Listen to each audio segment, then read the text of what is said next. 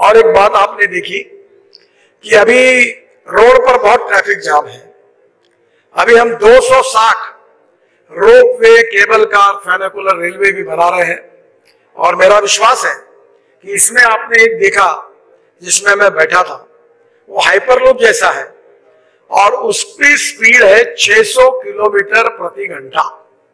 यानी दिल्ली से जयपुर अगर हम ये शुरू करेंगे तो दिल्ली से जयपुर 15 मिनट में और दिल्ली से मुंबई 1.5 से 1.25 घंटे में।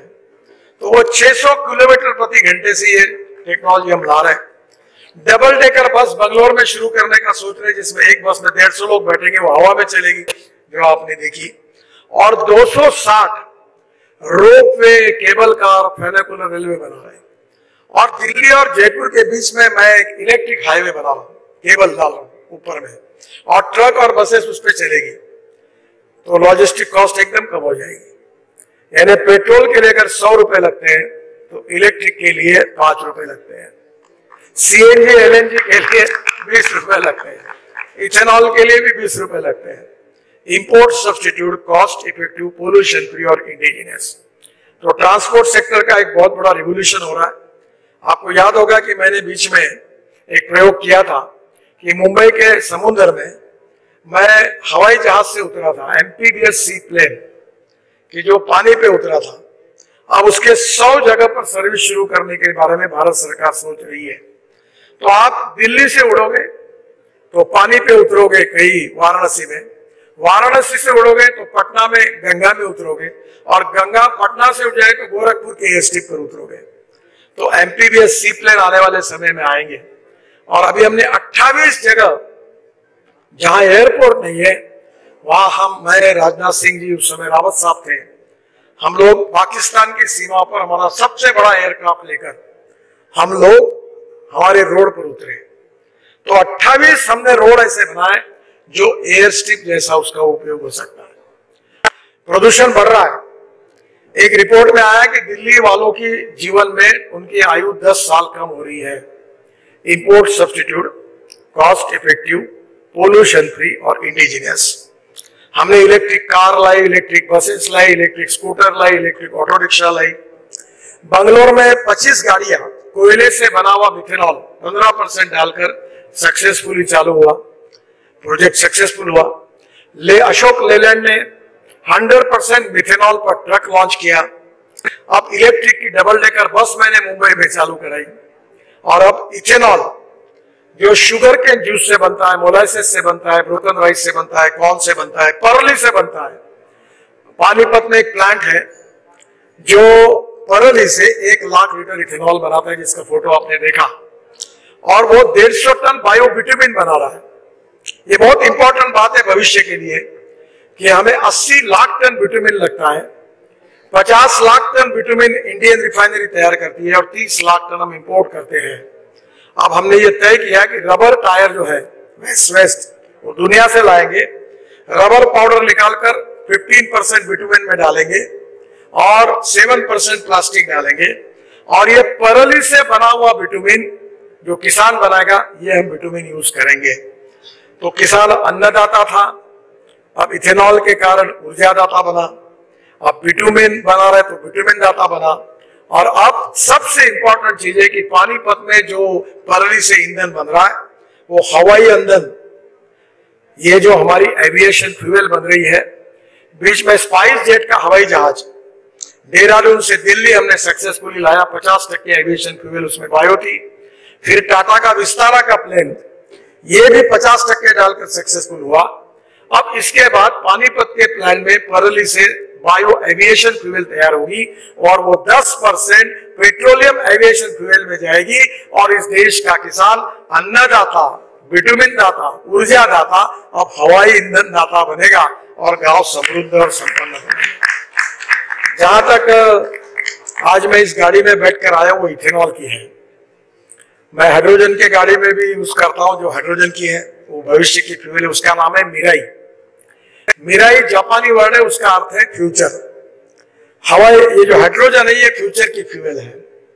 और हमारा देश का किसान गंदे पानी से, बायो वेस्ट से अब ग्रीन हाइड्रोजन बनाएगा।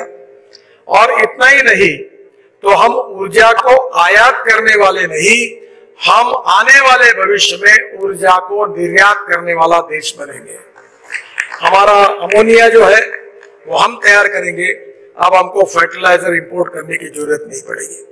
सबसे पहले मैं हमारे रोड सेक्टर में आज बड़े प्रमाण पर हमने express highway, green express highway, 32 economic corridor और ग्रीन एक्सप्रेस हाईवे हम बना रहे हैं। ग्रीन एक्सप्रेस हाईवे का मतलब है कि वो पूरी तरह से नई अलाइनमेंट है। जैसे दिल्ली से कटरा ये ग्रीन एक्सप्रेस हाईवे है, दिल्ली से मेरठ ये ब्राउन रोड है क्योंकि ये पहले रोड था, हमने इसको वाइडनिंग किया।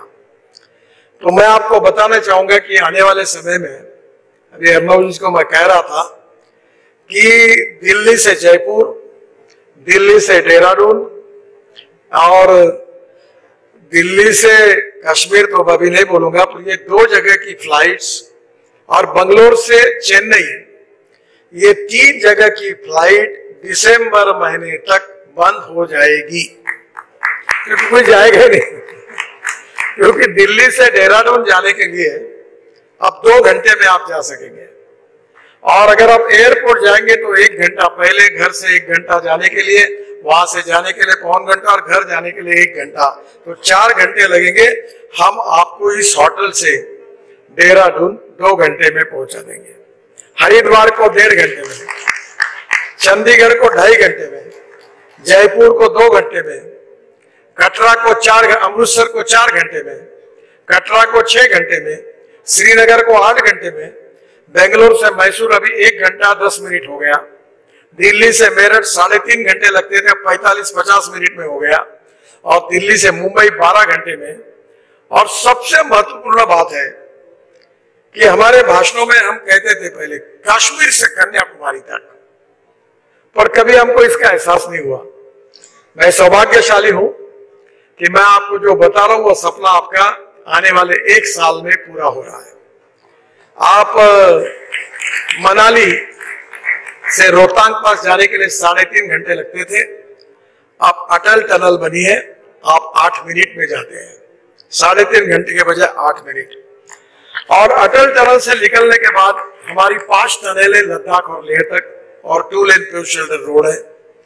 और लद्दाख लेह आने के बाद हम श्रीनगर जाने के लिए कारगिल के नीचे आशिया की सबसे बड़ी टनल जोजिला, जिसका 70% काम हो गया है, वो टनल से आप झेड़मोड़ टनल पहुंचेंगे।